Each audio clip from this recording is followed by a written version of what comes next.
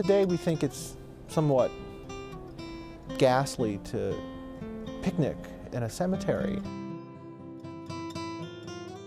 Really, up until around 1900, you had to take care of your own plot.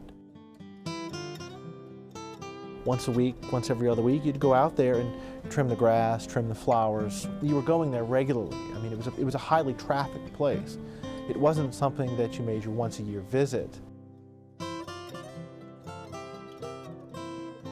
I live 3 blocks away from Hollywood Cemetery, and it's this constant stream of people coming and going, funerals all the time.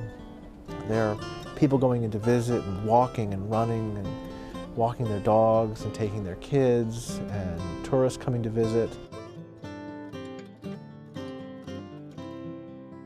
You know, rural cemeteries were not designed to be just warehouses for the dead. I mean, they were places for the living.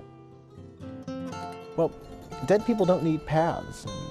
Dead people don't need pretty views, you know. But these are places for the families, and they're places to walk and to visit and to go out and get under the trees and, you know, get some shade, see the river, you know, have picnics.